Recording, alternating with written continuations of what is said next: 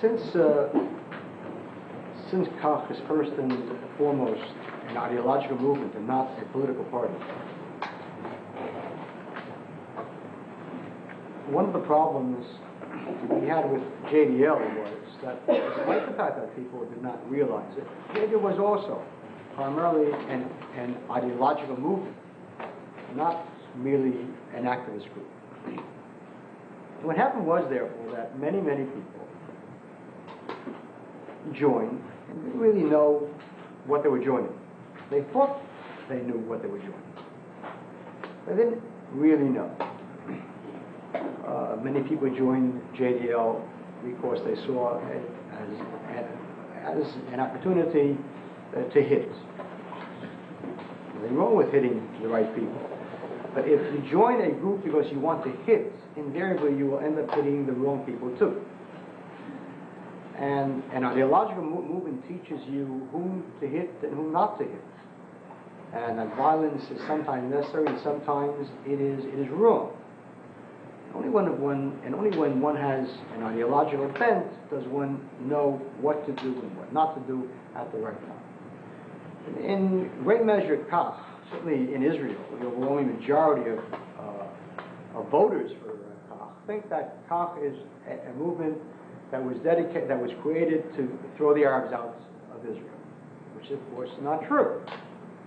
Kach is an ideological movement with an overview of the Jewish people, and with a great many stands on a great many issues. An overview. One of the issues is the question of Arabs inside Israel.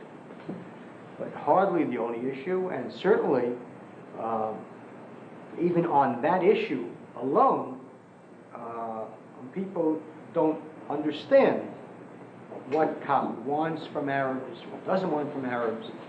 And so it's important that Kach, first of all, begin to put out leaders. Secondly, even the ordinary members should know exactly what Kach is, and above all, what Kach is not. And so we decided to hold a series of seminars, perhaps 2 or 3 a year, in which people would hopefully come and take notes, which is why you're here. This isn't a speech. It's a seminar to take notes and to ask questions, and to walk out of here with a little greater knowledge of what Kach really is, and in essence what Judaism really is, because Kach is not an island unto itself. Everything that it draws from Judaism and from Halakha. And one of the important things is not only for someone who doesn't know Judaism to know what Judaism says on these issues, but even more to the point, many Orthodox Jews who think that they know what Judaism says, and they really don't. They should know what it really says and not what they were taught in their school by people who also think that they know what it says and who don't. Today what we'll do is we'll divide the seminar into 2 parts. The first part will be devoted to a substantive area of what is the Jewish people in terms of Judaism, what is the land of Israel, and so on and so forth, the relation of Jews and non-Jews in Judaism. And the second part will be a seminar dedicated to Kach policy over the years and Kach policy in the future. So the first part will be given over to the question of the Jewish people. What is the Jew in terms of Judaism? And at a time when everybody's talking about who is a Jew, by far the greater question is, why is a Jew? Why is a Jew? Who is a Jew? Who cares who is a Jew or not, if one doesn't know why one should be a Jew? If we don't know why one should be a Jew, who cares who is a Jew?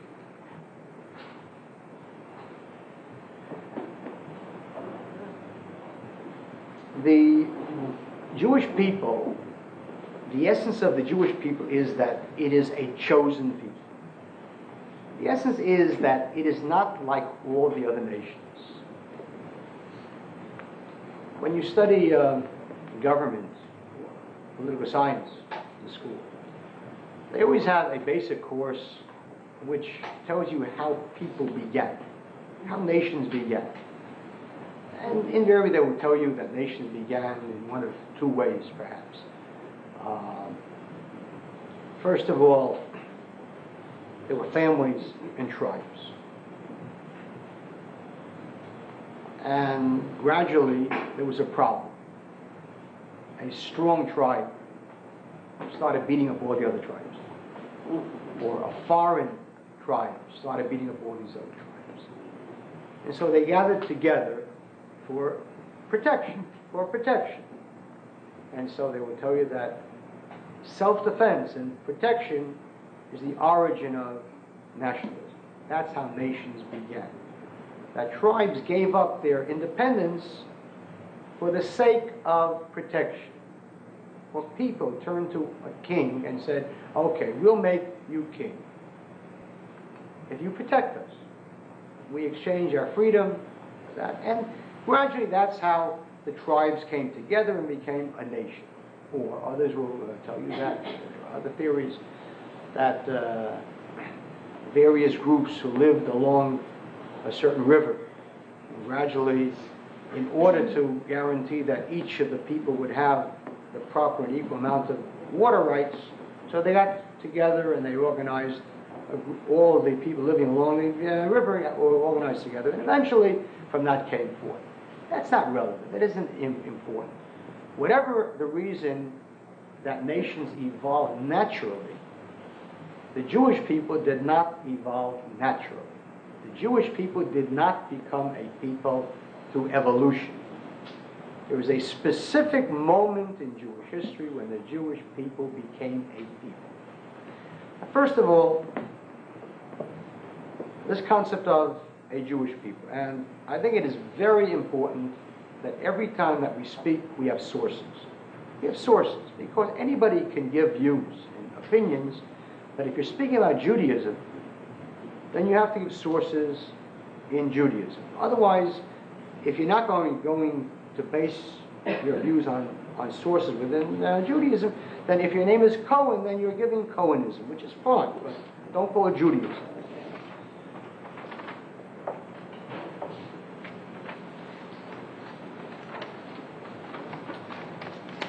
The first time that we find the promise of God that he will create a special people is to Abraham. It's in Bereshit, in Genesis chapter 17, in which God says the following to Abraham.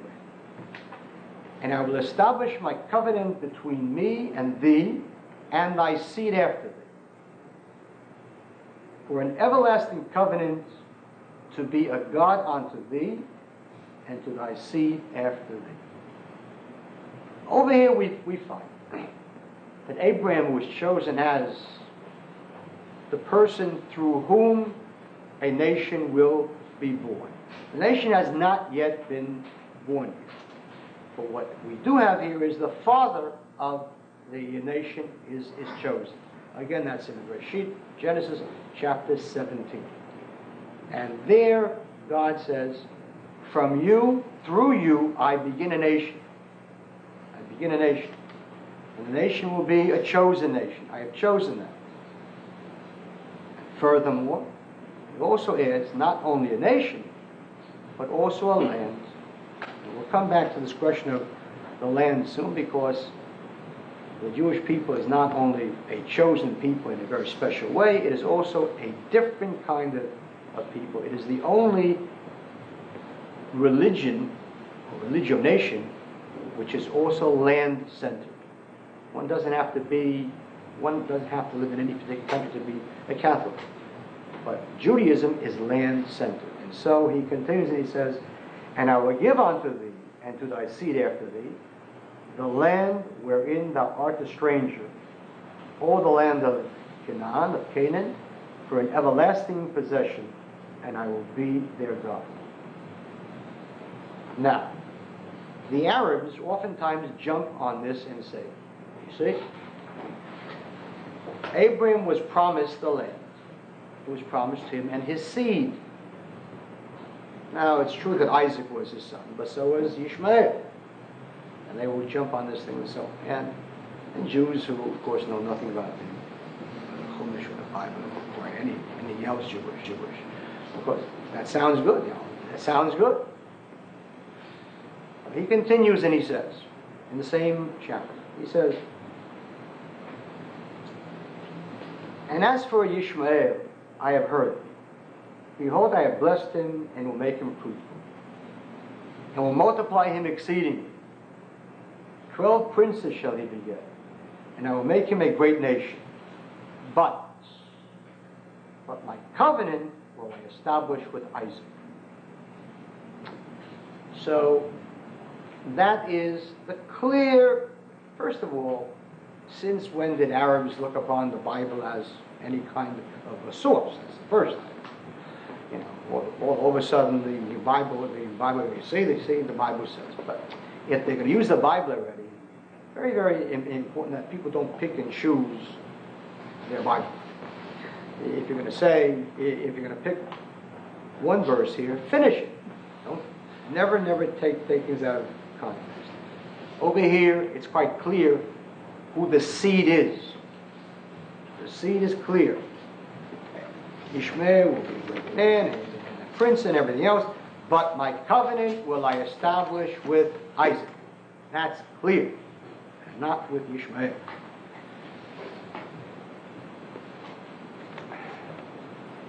The promise continues from Abraham to Isaac. And in Bereshit chapter 26, we find a famine has broken out in Canaan. And Isaac wants to leave. He wants to leave. He wants to leave because there's famine. And the Lord appeared unto him and said, Go not down into Egypt, dwell in the land which I shall tell thee of. Sojourn in this land, and I will be with thee, and will bless thee. For unto thee and unto thy seed I will give all these lands, and I will perform the oath which I swore unto Abraham thy father. Right. So we see the chosenness has now been passed on from the father of the nation to the second, Isaac. And that in turn continues with Jacob. When Jacob is about to flee his brother Esau. So Isaac blesses him before he flees. And in Bereshit chapter 28, and Isaac called Jacob and blessed him. And he said, And God Almighty shall bless thee and make thee fruitful and multiply thee, and give thee the blessing of Abraham to thee and to thy seed with thee. Once again, we see that one of the sons and not the other is chosen. He also has two sons. Isaac also has two sons, Yaakov and Esau, Jacob and Esau. But the blessing is given to Jacob and not to Esau. And he says, And give thee the blessing of Abraham to thee and to thy seed with thee, that thou mayest inherit the land wherein thou art a stranger, the land which God gave unto Abraham. So what we have here are three blessings already. Abraham, Isaac, Jacob. The three patriarchs, the three fathers. And indeed, God himself says it to Jacob. He doesn't only depend upon Isaac passing it on. When Isaac flees, and he dreams his famous dream of the ladder and everything else, so God speaks to him and he says, I am the Lord God of Abraham thy father and the God of Isaac. The land whereon thou liest, to thee will I give it, and to thy seed. And so, what we have here is the choosing of the patriarchs from whom there will be a nation created. The choosing of the patriarchs from whom will come a chosen nation. And in Sefer Shemot, in the book of Exodus, in chapter 6, God now speaks to Moses. By this time, the Jewish people were there, and they're not yet a people. They are still called throughout this area Bnei Yisrael, the children of Israel.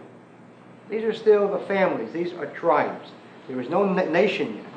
It is only the seed of Abraham, Isaac, and Jacob that was promised that they would be a nation. And so God speaks to Moses and he says,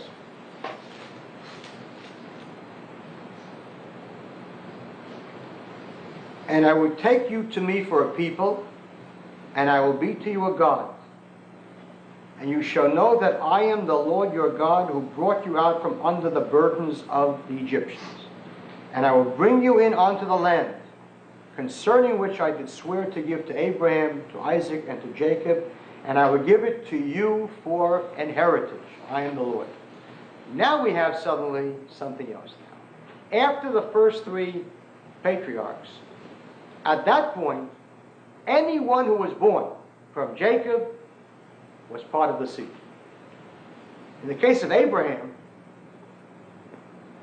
God was not yet sure which of Abraham's children would be worthy. And so he decided Isaac would, and not Ishmael. In the case of Isaac, he wasn't sure which of his two children would be worthy. And he decided that Jacob, yes, and Esau, not. By the time there were these three patriarchs, what you have here is a presumption of chosenness. And from that point on, everyone who was born a Jew was going to be part of the chosen people. They're not yet a people. They're still tribes. They're still the children of Israel, but the promise is there. And now they come to, by the way, that was in Shemot chapter 6, Exodus chapter 6. And now they come to Har Sinai, to Mount Sinai. And in chapter 19 in Shemot, in Exodus, he now comes, and this is the moment of Jewish history. This is what is going to make this people different from all other peoples. Everyone else evolves. No one knows at what moment in history the English became a people, or the French became a people. It was an evolution. There was a specific moment in Jewish history when the Jews as tribes became a nation, a people, and that is at Sinai. And so right before Mount Sinai, right before the giving of the Torah, God speaks to Moses in chapter 19 and he says, "Now therefore, if you will obey my voice indeed and keep my covenant, then shall you be a special treasure unto me above all people.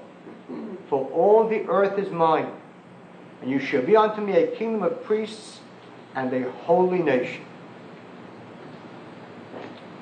This is the chosen.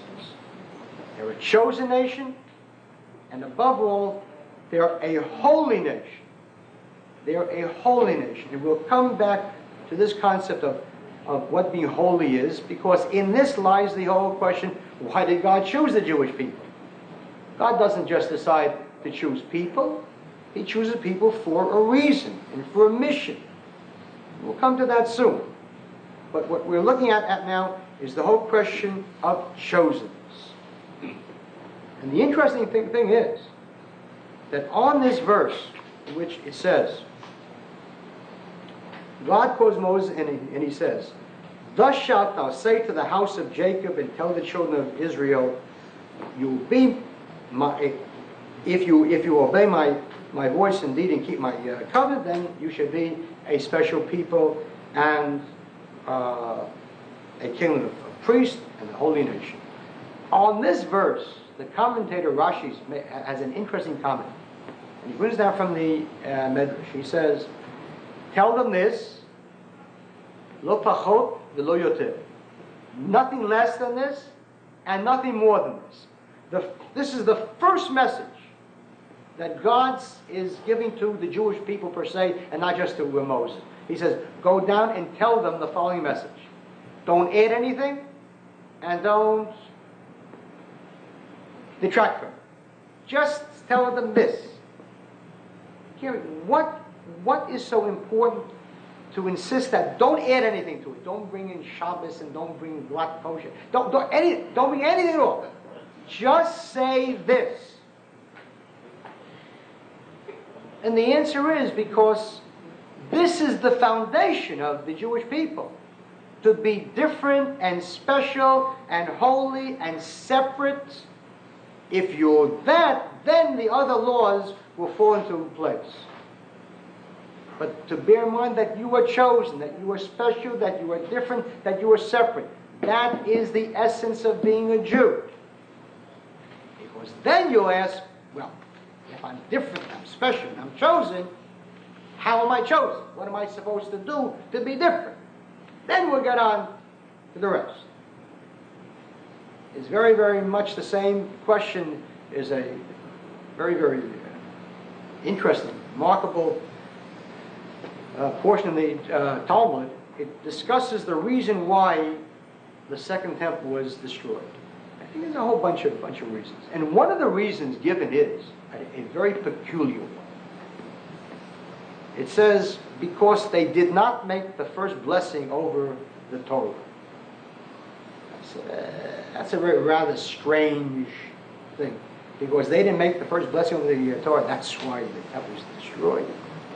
And the answer is obvious, really. I mean, it's an obvious answer. What is the first blessing in the Torah? Asher b'chalbanu mikol ha'amim, who has chosen us from all the nations. If the Jew does not say that, and does not believe that, and does not act upon that, I am chosen from all the nations, and therefore I separate myself from them. From that will then come he'll then be like everybody. And from that will come a destruction. So, here is the first time that God speaks to the Jewish people through Moses, and he says, tell them this is the fundamental message. You're a chosen people, you're a special people, a nation of priests, a holy nation. And this theme is said over and over and over again. I mean, I can't possibly go over everything, but I do want to give you all of these sources because it's imperative that you know these sources and that you jot these sources down and see them so that you'll become scholars in the proper way, in the right way. In Dvarim, Perek Zayin, Deuteronomy chapter 7. So God again goes and he says the following. He says to the Jews as follows. He says, for thou art a holy people unto the Lord thy God. The Lord thy God hath chosen thee to be a special people unto himself above all the people that are upon the face of the earth. Now, one can't get more racist than that. Now, obviously, this is not racism. Obviously not. Any non-Jew, and that's the reason why Judaism has conversion. Any non-Jew who wants to be chosen can be chosen by joining the Jewish people. And then he too is chosen.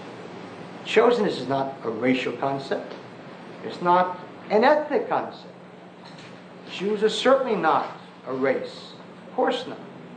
Jews aren't even an ethnic people, with all of the converts that have come in from different races and from different peoples. Nevertheless, we are chosen. We are above all the peoples. If all the peoples would like to be on our level, so join us. But if you don't join us, then know that we are on a higher spiritual level.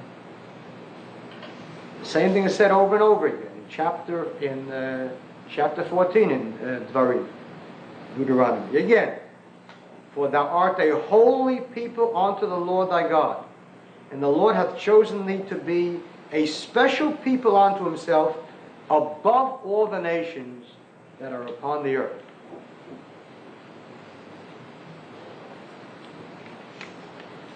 And again, in chapter 26, and it's important to note how many times the Torah repeats this, because it knows the Jewish people.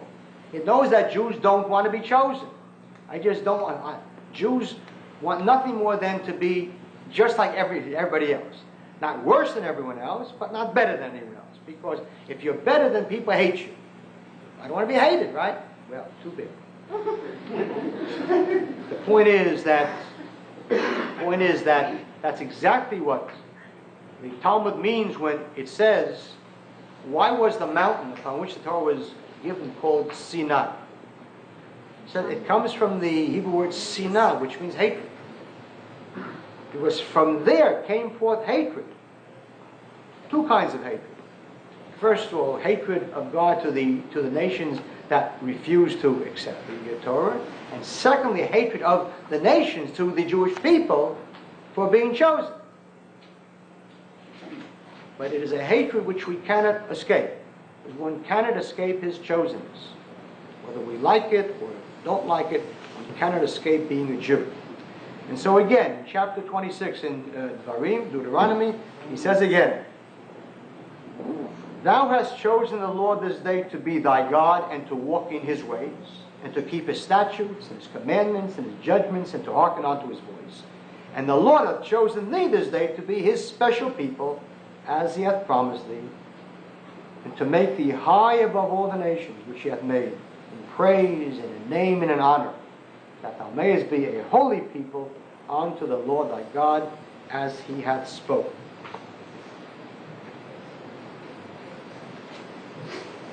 Clearly what we have here is a condition. We are chosen to keep God's commandments. Now the fact, if a Jew gets up and says, I don't want to be chosen, and I won't keep the commandments, too late. Too late. The covenant is made, and it is an unbreakable. The covenant is made. It's too late. And so, in Dvarim, in chapter 30, God speaks to the Jews and he says as follows, See, I have set before thee this day life and good, and death and evil. And that I command thee this day to love the Lord thy God, to walk in his ways, to keep his commandments and his statutes and his judgments, that thou mayest live and multiply.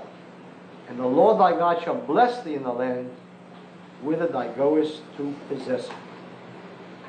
I call heaven and earth to record this day against you, set before you life and death, blessing and cursing. Therefore choose life, that both thou and thy seed may live. This is the essence of the basic Jewish concept of free will. This is free will. God sets before the Jew life and death, the good and evil. And he says, choose good. No one forces a Jew to do good. Forces a Jew to do evil. No one forces a Jew to do anything. We have free will. And so therefore we cannot escape it by saying everything is predestined, and therefore I had no choice. Whatever I did was predestined. That is not the Jewish way. That's Calvinism. But that is not Judaism. Judaism declares that the Jew has a choice. Whatever he wants to do. You want to do good, you do good. You want to do evil, you'll do evil, but you'll pay for it. Isn't that, it's true that you have freedom to do what you want, but you have an obligation to do the right thing. And so this is the essence of the Jewish people. They are a special people, they're a chosen people, and in Pirkei Avot, in Ethics of the Fathers, in the 3rd chapter, it says, Blessed is Israel, who are called the children of God. A special love was granted unto them. God loves all his children, all his creatures. But a special love was granted to them. Chiba yitera. Really it should mean an extra love. An extra love, a special love was granted to the Jewish people. So that when people say, but aren't all men created in God's image?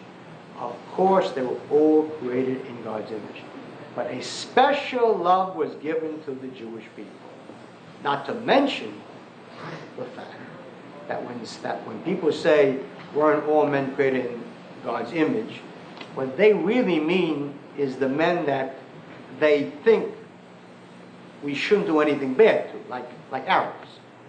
But if it is true that all men were created in God's image, which is true, so was Hitler. So was Stalin. And Genghis Khan. Everyone was created in God's image. What God looks at is what the person did to the image after he was created with it. That's the difference. Of course you were created in God's image. The question is, what did you do to my image? Years ago, there was a famous book by Oscar Wilde, The Picture of Dorian Gray. And it's in the book, I don't know the story, but eventually the hero of the book has a portrait of himself. He is a handsome, perfect person, and so is the portrait. And he stays perpetually untouched and young, and apparently perpetually unchanged. But the changes are shown in the picture, and the picture becomes ugly. Well,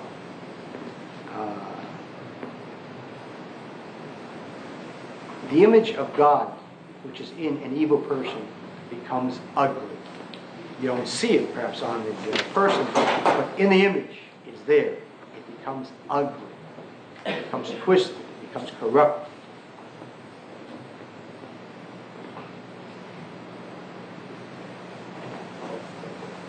In the Medrash, in the Tanchuma, in the Medrash it says, the Holy One, blessed be He, created the 70 nations, the world. But of them all, He found pleasure only in Israel. That's the Medrash. That's Judaism. In all, He found pleasure only in Israel.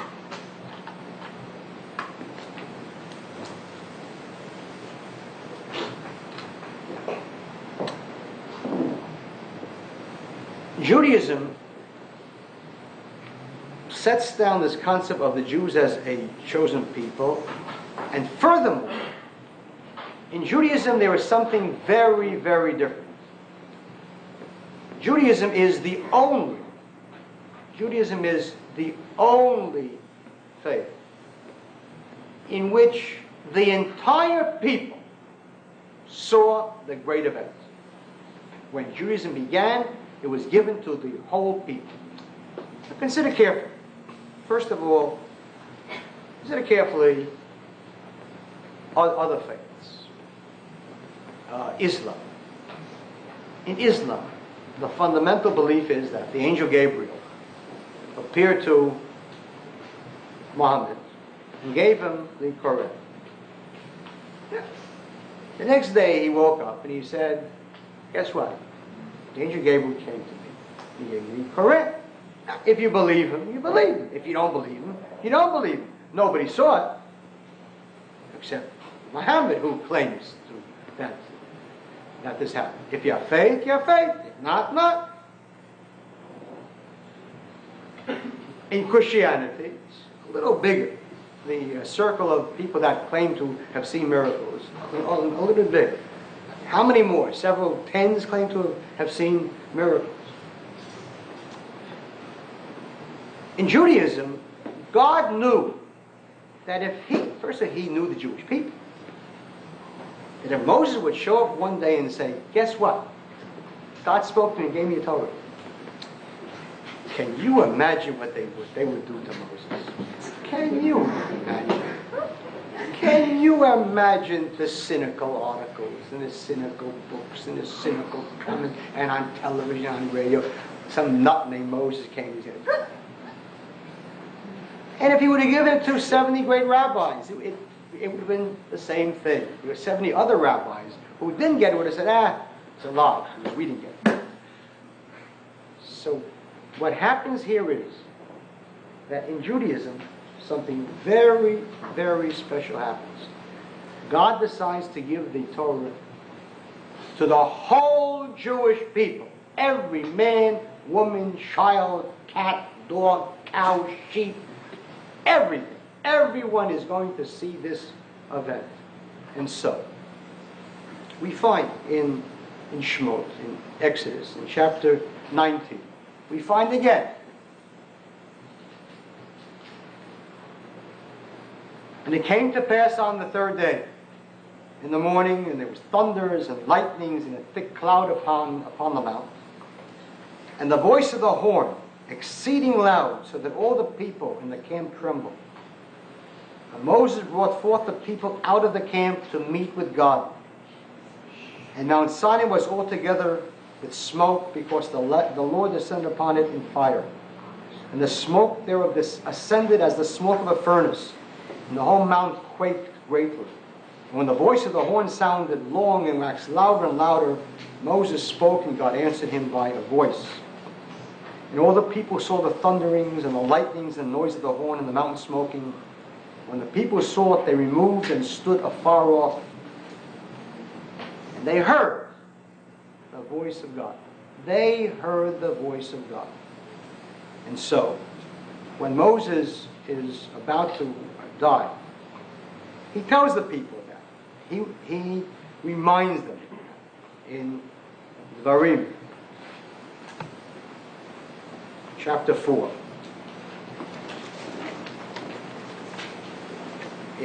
In Deuteronomy chapter 4, we find that Moses tells them again. He says, remember, he said, did ever a people hear the voice of God speaking out of the midst of fire, as thou hast heard and lived?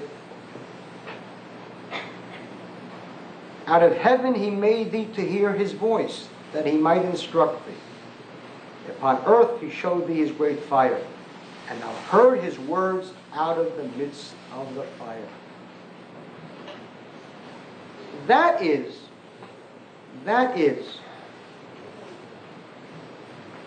the reason why the Jewish people don't base their faith upon faith.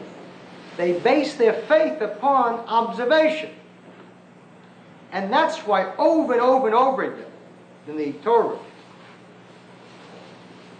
commands the people, tell your children, I was there, I saw it. Now you tell your child that his grandfather told you to tell your child, and that he should tell his child. And so the events at Sinai are events that are based upon observation and witness, not upon faith. God doesn't want Jews to have faith because he knows that they're a faithless people. They're not going to believe. They doubt everything. They doubt every single thing imaginable until they see it. If I can't see it, if I can't touch it, prove it to me. And so therefore, he said, this you all saw it. This wasn't something which some of the chosen rabbis. No, there were no chosen rabbis here. You all saw it. Tell your children. Tell them to tell their children. Tell them to pass it down to their children so that there should be a chain of witnesses to the observation. That is the difference between Judaism and Islam and Christianity. No one saw Muhammad receive the Quran. Nobody. He came and he said, guess what? The angel gave me the Quran. You believe, you believe. You don't believe, you don't. Nobody, how many people even claim to have seen Jesus do miracles? 10, 20, 30, 40, whatever it is in the New Testament. Whatever it is. Even claim to have seen it. But over here the claim is made that each and every Jew who was alive at that time saw it. And pass it down to his and her child, and so on and so forth. That is the concept of revelation. The revelation is based not upon faith, but upon observation. Upon observation. You know that George Washington lived. How do you know that? How do you know that George Washington lived? Did anybody here ever see Washington? No. But the next best thing imaginable. Those who saw Washington, pass it down. I saw Washington, now write it down, and so on. That's history. You can't do more than that. The only way that you can tell that someone who personally didn't see the event can believe in it is if the claim is made, we saw the event and we're passing it down to you. That's the most that can be done, and even that doesn't help. But that's the most that can be done.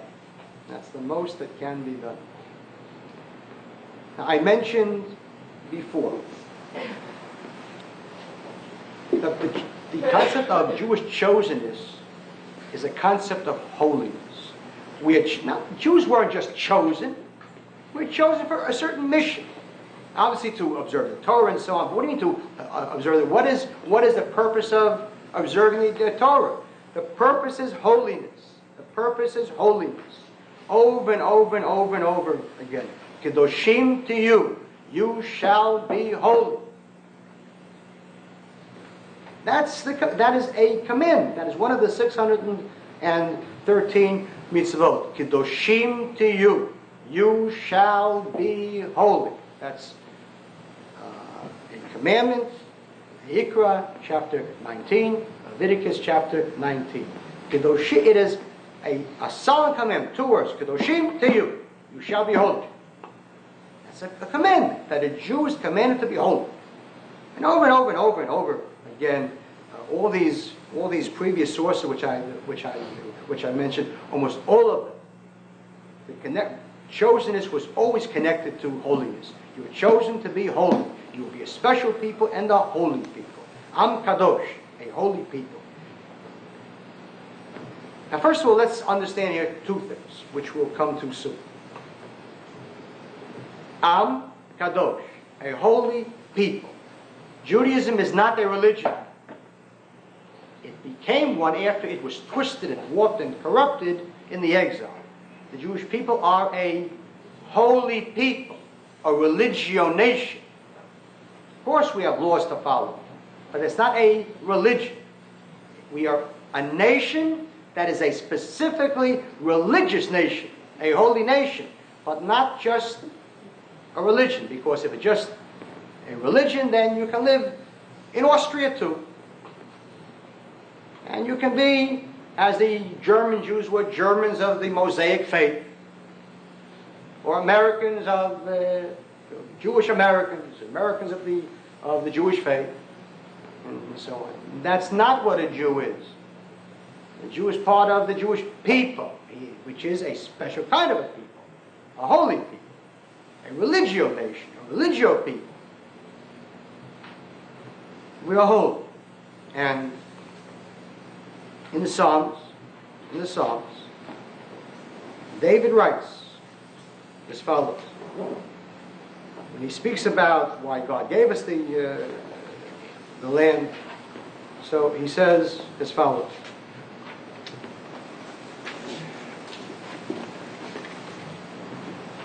And he gave them the lands of the nations, and they inherited the labor of the people, that they might observe his statutes and keep his laws.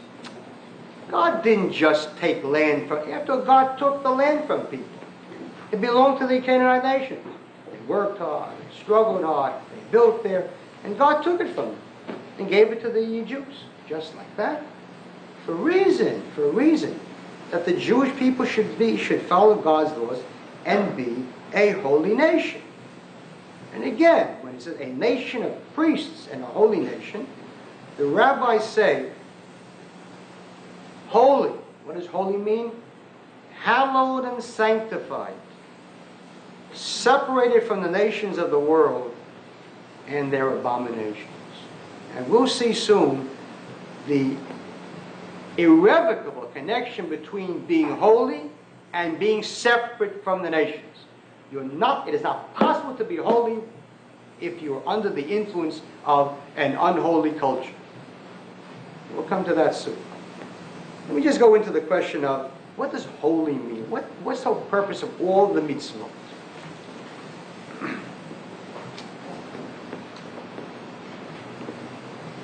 foundation of all evil in this world is ego. Everything bad in this world has as its source ego. Nobody robs a bank unless he's crazy, because he gets his kick out of robbing banks. Crazy people get a kick out of robbing banks. A person robs a bank because he wants money. Wants money. It's not your money. I don't care, but I want the money. Because if I have money, I'll have a car, and I'll have a good life, and I'll enjoy life. In other words, but it's not yours. It doesn't matter. Me wants money. I want money. I want money. And so I'll do things which are wrong to get the money.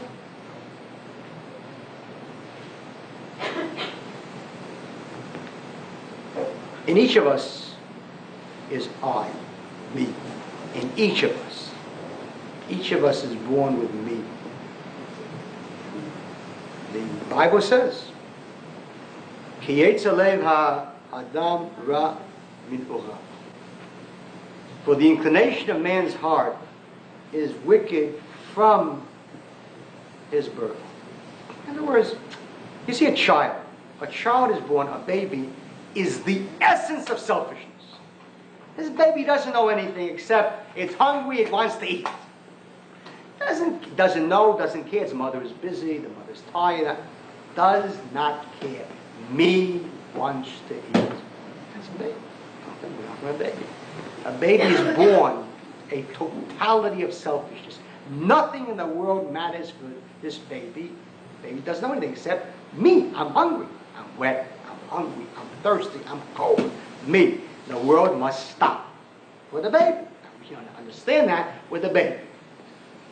Problem is when people are 50 years old and they're still babies. Oh, that's the problem. That's the problem. Becoming a mature person, and having a baby become mature, the essence of that is that the baby, as the baby grows up, gradually it realizes that there is something else in this world besides it. And it has to wait for its food because the mother's busy. That's called a mature child.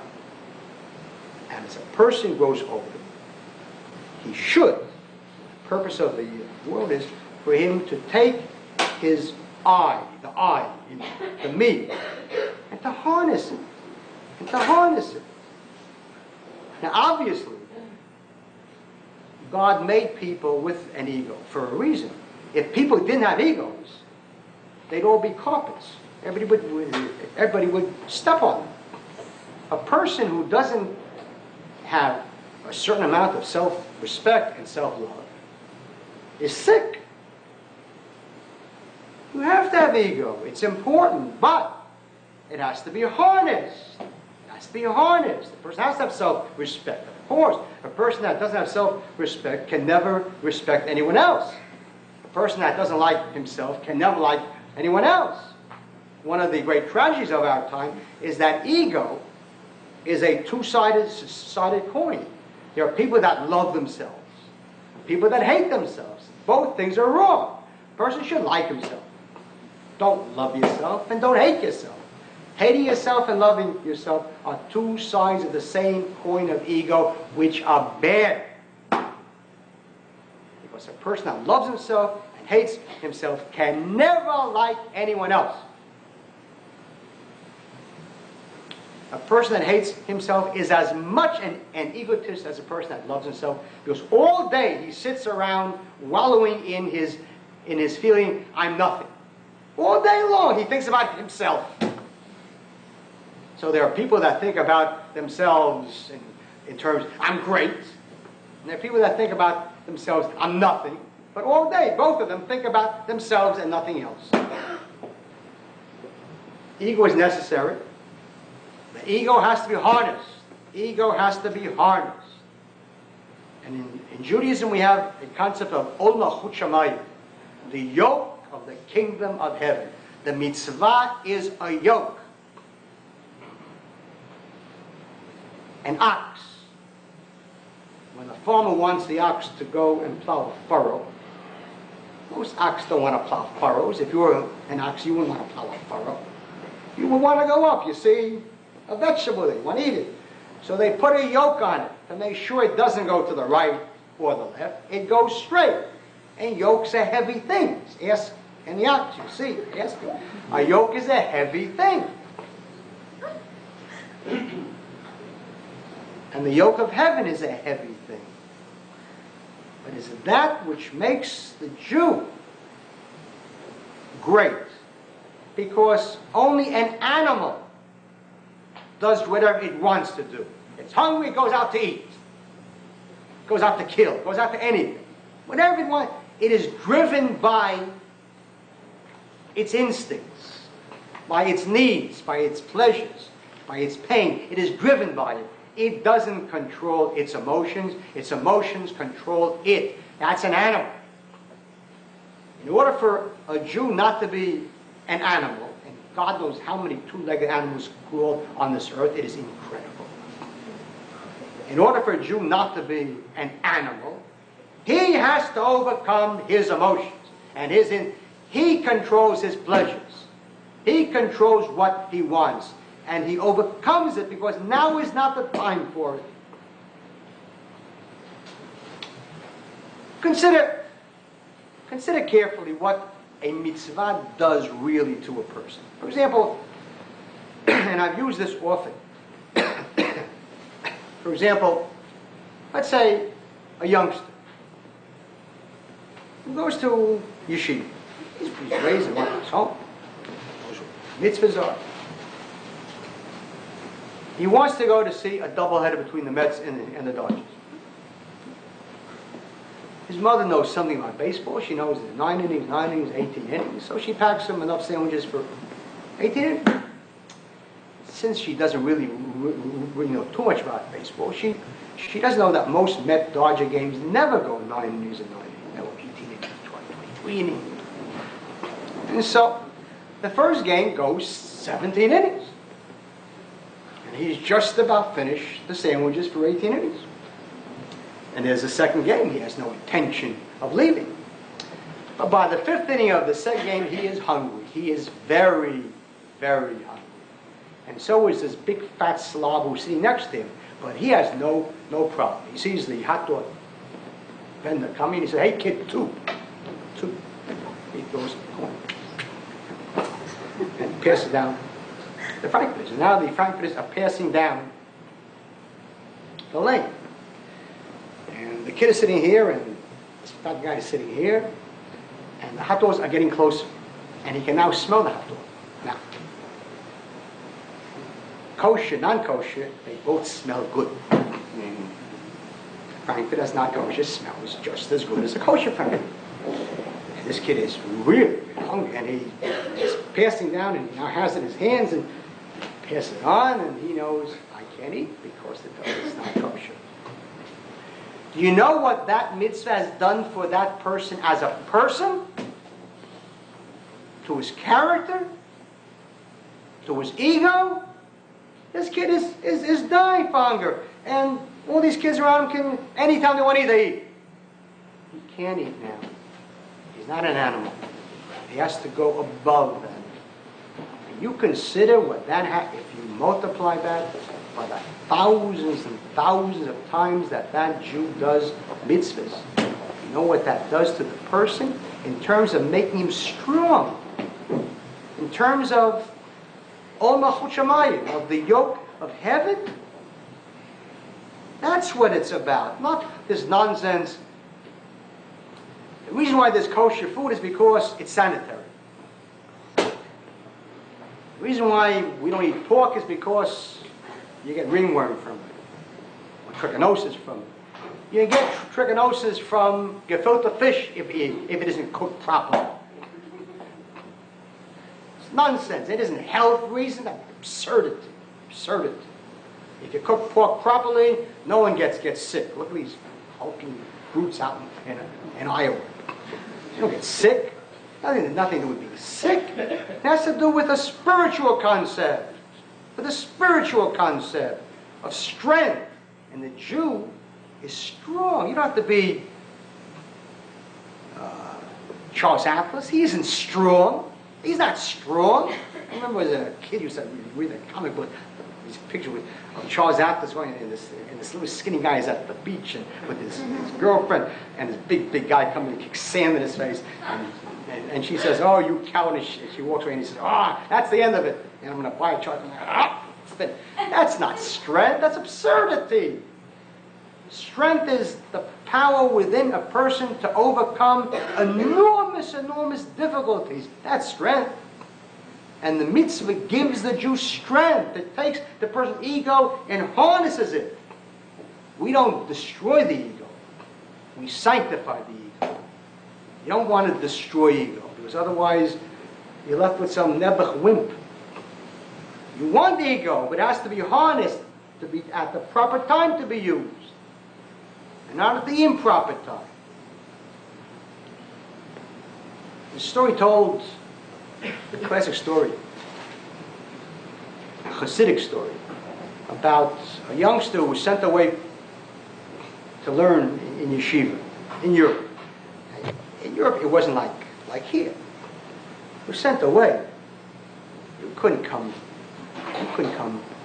home every single night. He was sent away far away, and to be sent away 300 kilometers in Europe, you were sent away. And the youngster would generally stay away for 4 months, 5 months, come home either on Pesach or Rosh Hashanah. And so he was away for half a year. Half a year he was away. And he came back. It was a stormy night, pouring rain. And he banged on the door, and the upstairs window opens, and the father looks out and he says, "Who's there?" He says, Me. The father said, Go back to the yeshiva. If you after 6 months learning to yeshiva, you can still say me and expect the whole world to know it's you. You haven't learned anything. Purpose is to get rid of the me. That's harness the me. Harness the I that's inside each and every person. That's the concept of Kedusha. That's the concept of holiness. In the Talmud it says, this is an important concept. In the Talmud it says, everyone knows or should know, if you don't know, that the Jew each day, twice a day, says the Kriyat Shema Yisrael. And there are 3 chapters to it. And the rabbis in the Mishnah, in Brachot, ask, why do we first say Shema Yisrael, and afterwards we say the second one, Vaya im shamoa, and if you shall hearken unto my commandments? Why do you say that? And why in that order? Why not the other way around? And they answer, because before you can take on the law, the commandments, you have to take on Ol Malchut Shamayim. You have to take on the yoke of heaven. Why? Because without the yoke of heaven, the commandments mean nothing. There are countless Orthodox Jews in this world who are not religious. Countless who are mere practitioners of Jewish ritual. They practice ritual. They were born into an Orthodox home, and so that's the way it is. And certainly in this country it is not difficult to be Orthodox every day. Once upon a time, it was hard. If one didn't work Shabbos, hard to find a job. Today, 5-day work week, and the ADL, and everybody, and Kolpa, everything is fine. Kosher, everything's kosher today. It's not OU and OK, and KP, XYZ, all kinds of things. Everything is kosher today. It's easy to be kosher. Used to be a time for a married woman to cover her hair. Today, you have shekels that make the woman look 40,000 times better a shekel than naturally. It's pretty easy to keep rituals today. It's hard to keep Ol Malchut Shamayim, because then there are certain laws that you will find that so-called modern Orthodox Jew simply finds difficult to accept. and therefore does not keep it. So therefore, the rabbis say, you first have to say, Shema Yisrael, Hashem Elokeinu, Hashem. First of all, say, the Lord is our God, the Lord is one. That is accepting upon ourselves the yoke of heaven. If He is God, then whatever He commands, you must do. Then you can accept the commandments.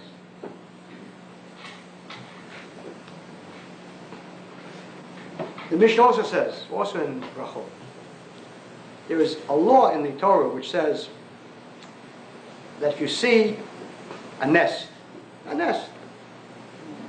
the mother bird is sitting either on eggs or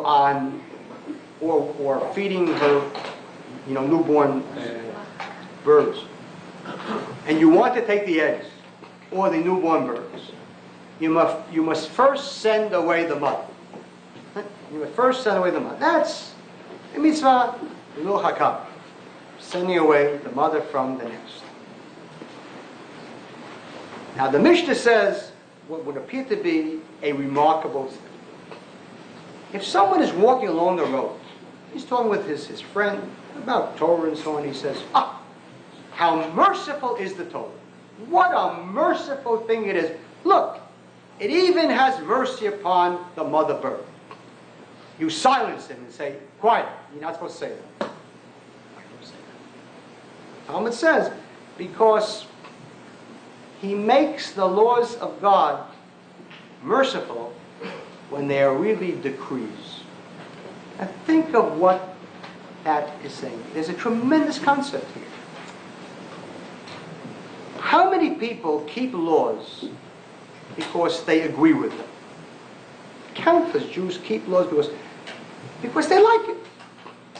And countless rabbis will take Balei Tshuva and teach him, you see how nice this is? Like, what a nice law. He said, you're right, it's a nice law.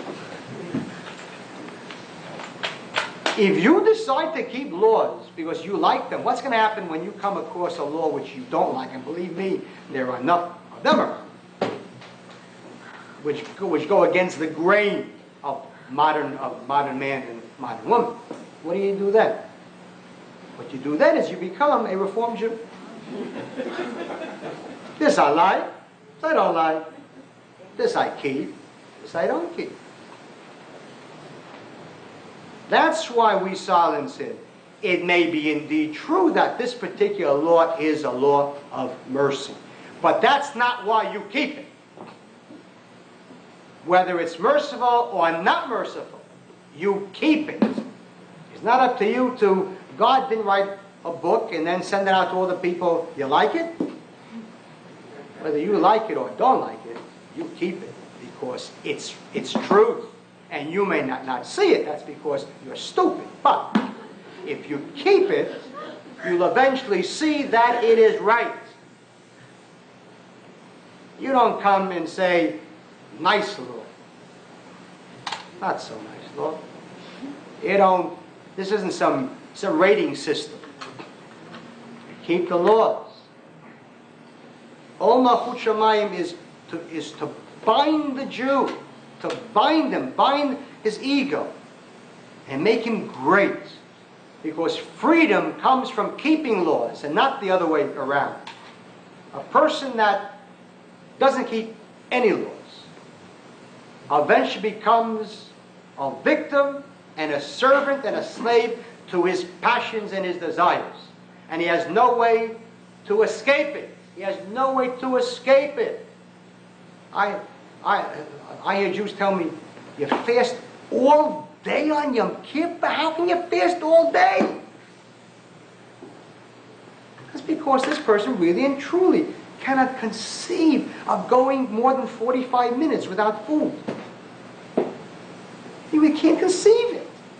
You mean to say on Saturday, you can't do this and you can't do that? How can you not do that? That's an animal. That's a weakness. That's a tragedy. That's a slave to himself. Person who says, not only do I fast on Yom Kippur, I fast seven times during the year. Of course I keep the Sabbath. I have the power, the strength to keep the Sabbath and give up things. And that's strength. That's strength. That's taking the ego and sanctifying it. And that's taking the animal and turning it into a human being. That's taking that little baby child that is born who is the totality of ego. Eat, I want to eat. Cry, I want to cry. Eat, anything I want to do. And from that baby comes a human being, a mature adult, rather than the millions of little infants who are 15, 16, 70 years old, who have never matured and never grown into anything more than the same infant. I want, I need, I want, my body, my life, my. That's the tragedy. These are weak people, and these are people just a little higher than the animals, if that. When God said that man should be a little lower than the angel, just a little lower than the angel. And what he really means is much higher. An angel can't do wrong. It has no capacity to do evil. An angel is programmed to do only good. The greatness of the human being is he could do evil, and he chooses to do right. That's greatness. That's greatness. That's greater than the angels. That's why the Torah was given to human beings and not to angels. Angels don't need Torah. Angels are pro. They're like a computer, some kind of a robot. It can only do the right thing.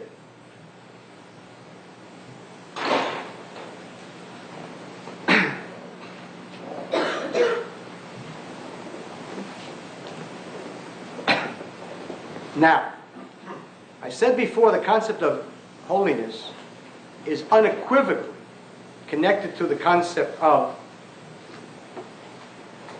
separation. Separation. There must be a concept of separation. And on the verse, which by the way was in yesterday's portion, you should be a nation of a kingdom of priests and a holy nation. The rabbis, as I mentioned earlier, in the Mechilta, in Yitro, say, hallowed and sanctified, separated from the nations of the world and their abominations. And in Vayikra it says, chapter 20, in Leviticus chapter 20, and you shall be holy unto me, for I the Lord am holy, and have set you apart from the peoples, that you shall be mine. And that classic ringing statement in Lamidar, in Numbers chapter 23, lo, it is a people that shall dwell alone, and shall not be reckoned among the nations. Judaism demands separation of the Jew from the nations. Because if the Jew is among the nations, he cannot help but be influenced by them. You cannot help but be influenced by them. In this country, the Orthodox Jew in America behaves like an American because he's an American. Like gamma rays, the whole culture comes at you. Newspapers, magazines, and radio and television, and just walking in the streets. And so the rabbis comment on this statement, lo, it is a people that shall dwell alone. The Hebrew is hen am levadad yishkol. And the word hen is translated for some reason in English as lo, as if this is some kind of a poetry. The Torah is not poetry. And the rabbis comment on why hen is used. Hen is spelled hey nun. Hey nun. The rabbis point out, in Hebrew, letters are also numbers. Aleph is 1, and Bet is 2, and Gimel is 3, and Dal is 4, and Hey is 5, and so on. So the rabbis say that if you take the number 10, and you want to put together any two letters which will combine to 10, It's not difficult. You take Aleph, which is 1, Tet, which is 9, you take Bet, which is 2, you take Chet, which is 8, 10, Gimel 3, Zayin 7, 10, Dalet 4, Vav 6, 10. But when you come to Hey, Hey only has another Hey. Hey is 5, and 5 goes together with 5. There's no other partner. Hey only has another Hey. The same thing with the number 100. You want to take 2 letters, you can take Yud, which is 10, and Sadi, which is 90, and so on and so forth. And then you take 20, and 80, and 30, and 70. When it comes to 50, Nun is 50. Nun only goes with another Nun. Nun has no partners except another Nun. That's what it says. Hen. Just like Hey only has another Hey. And Nun only has another Nun, so a Jew only has another Jew. We're separate, we're apart, we're distinct, in order to be the holy people. Because without that, we will be influenced by all the nations. And look at the American Jew. Look at the tragedy. Look at the tragedy of the American Jew. Freedom for the Jew has always been tragedy. Because the Jew can die in one of 2 ways. Through the chimneys of Auschwitz, and through assimilation and intermarriage and being wiped out as a Jew. And so therefore, God did something which no other faith has. Judaism is a land-centered religion, or a religionation which is commanded to live in a particular country, in a particular land. As I said earlier, you can be a good Catholic if you live in Austria or in Australia. And you can be a good Muslim. You don't have to live in Mecca. At most, you have to visit Mecca once in a lifetime, a Hajj. Once in a lifetime. But you can live anywhere. You can live in London or in Brooklyn, Atlantic Avenue. You don't have to live on Hajj. But the Jew is commanded to live in one specific country. In one specific country.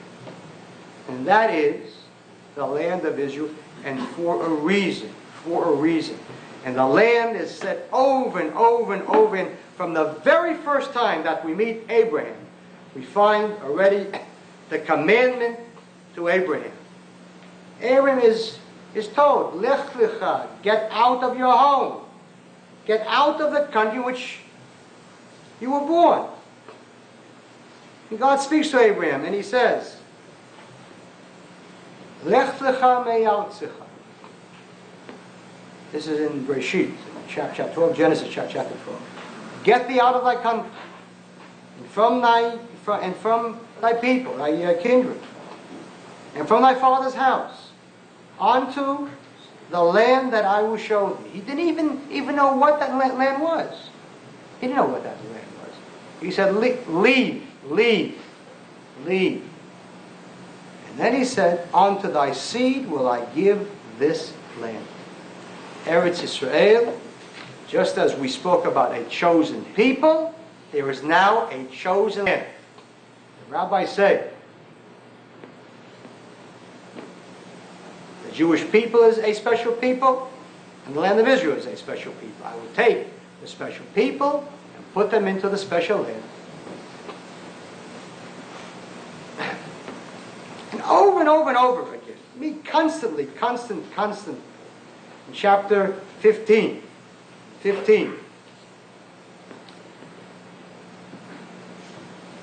God says,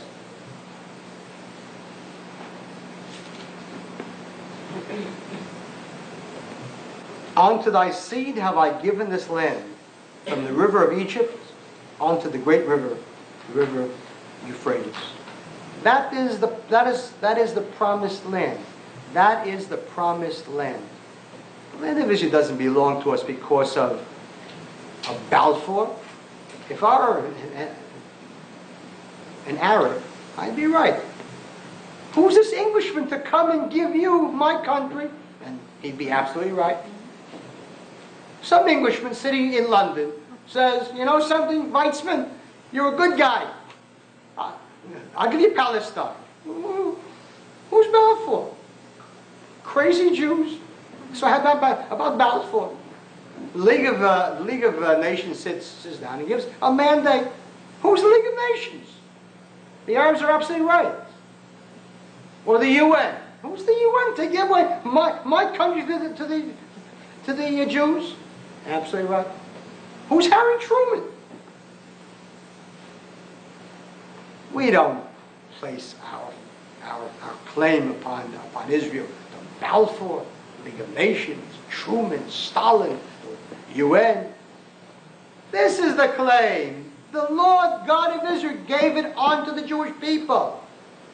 Unto the Jewish people, certainly. And over and over and over again, I don't even want to have to go into it, but more and more and more, but just one more,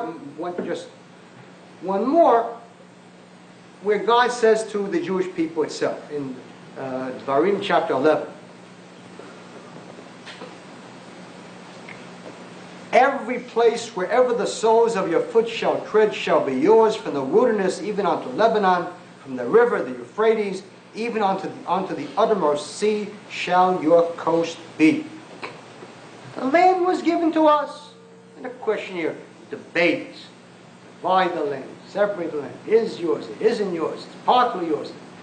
There's no such thing. It is ours. It is ours.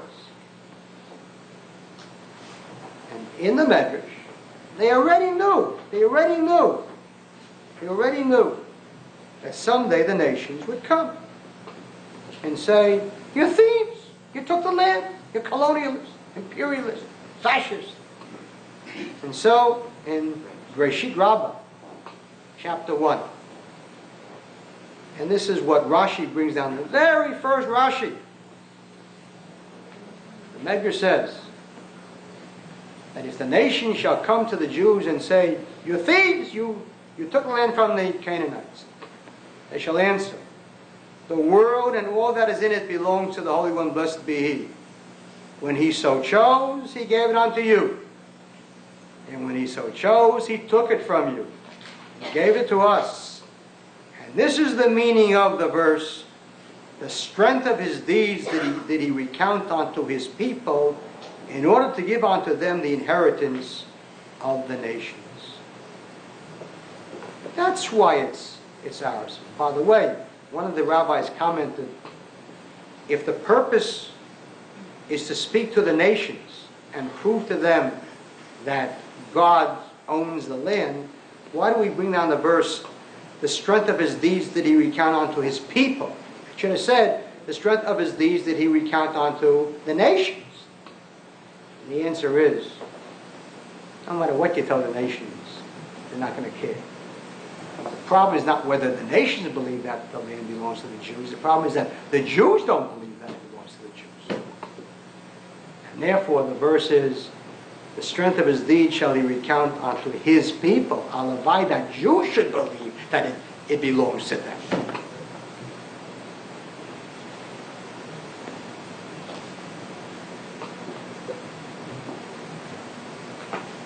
So,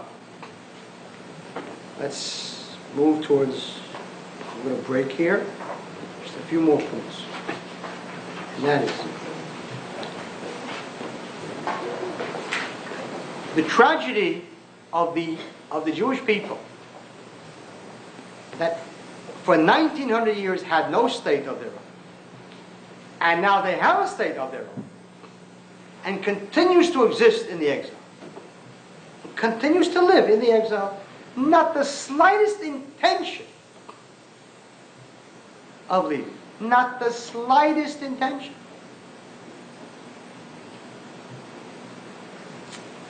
In South Africa, people sitting on a volcano which is going to explode. Well, some do leave, but they go to Melbourne. Who's going to Israel? And the worst part is, there were 600,000 Orthodox Jews living in this country. Totally at home.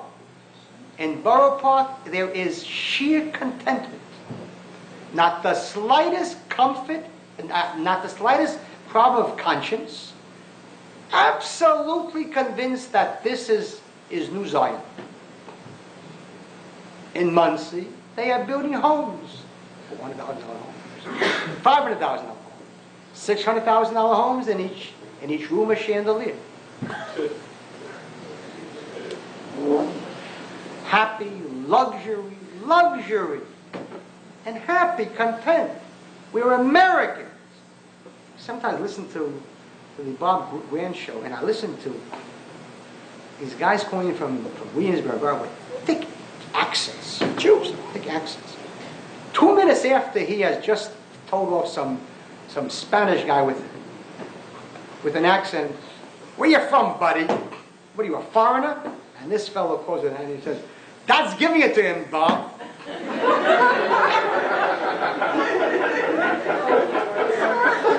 He thinks that he's an American. He doesn't know Bob Grant. No, he doesn't know the anti-Semite that he is. He's a smart one. If you made $100,000 a year speaking in shuls, you'd also make believe that you like Jews. In any case, God told the Jews to live in a special country. We find in Dvarim, Deuteronomy chapter 4, Moses tells the Jews, "Behold, I have taught you statutes and judgments that you should do in the midst of the land whither you go to possess." And again, in the same chapter, "And the Lord commanded me at that time to teach you statutes and judgments that you might do them in the land whither you go over to possess it." The Ramban, one of the great commentators, says as follows: the Holy One commanded Moses two things, he says. One, that he should go down to save the people from Egypt. And this would have been possible in Egypt itself, or nearby. In other words, if the purpose was to free the Jewish people from slavery, free them, and let them live free in Egypt. But he promised another thing, to take them out of that land totally into the place of the Canaanites, meaning Eretz Israel. Why? The Ibn Ezra, in Dvarim chapter 4, verse 10, says, listen carefully.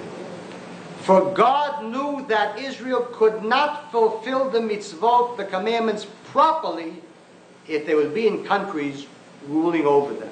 You hear what he said? Yes, they could keep the commandments, but not properly. Why not properly? Because you'll be influenced. You'll be influenced. The Torah was given to be in a country in which, as far as physically possible, there will be no outside influence. You'll be influenced. You'll go to public school or even in yeshiva, and you'll have to learn a certain secular curriculum. And you'll come out thinking, gee, Jefferson is great. That's the way to go. Jefferson is Judaism. Right on, democracy. And then someday, some rabbi will get up and say, democracy and Judaism do not mix. And you'll say, fascist, racist. And you really believe it, because that's how you were raised. So you keep mitzvah, of course you keep mitzvah. Every Shabbos he eats cholent with gusto. Of course he eats them. Of course he keeps the mitzvahs. He goes to shul every Shabbos and talks about the stock market. Every Shabbos, hey, Nixon almost beat Phoenix. Almost beat. God knew that they could not fulfill the commandments properly. And the Sforno, another one of the great commentators, also in Dvarim chapter 6, verse 21 says, "And since in our servitude we were unable to acquire the completeness directed by him, God did wondrously to take us out and bring us into the land where we could acquire that completeness." That's the key, the completeness. Properly, do mitzvah properly and completely, and that can only be done if you're in isolation, and Judaism believes in isolation. Another concept that does not go over well with people who really were products of a foreign culture. And finally, just to finish with this point here, is a remarkable medrash in the Sifri. In Dvarim, which says as follows: even after you are in exile, be distinguished with commandments. Place tefillin, make mezuzot on your doorposts, so that they will not be foreign to you when you return. Listen carefully to what he said. Even when you're in exile, do the commandments. Why? So that they should not be foreign to you when you return. That is the reason to keep the mitzvahs in America. You keep the mitzvahs in America because a Jew has to keep mitzvahs. And we have a classic concept that any mitzvah which is related to a person's body is anywhere, both in Israel or outside of Israel. What can the rabbis possibly mean by this? Remember to keep the mitzvah so that they should not be foreign to you when you get back. Here's a classic concept here. That no mitzvah was ever given to the Jew to be kept in the exile.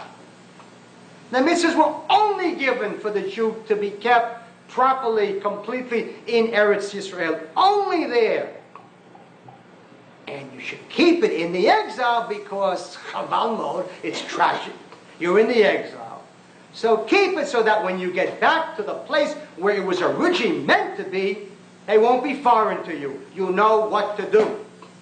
Is there ever a greater proof that the Jew is obligated to live in Eretz Yisrael because only there was it ever meant to observe the mitzvah? Let's take a break and then we'll go on to the next thing will be the question of Jews and Gentiles.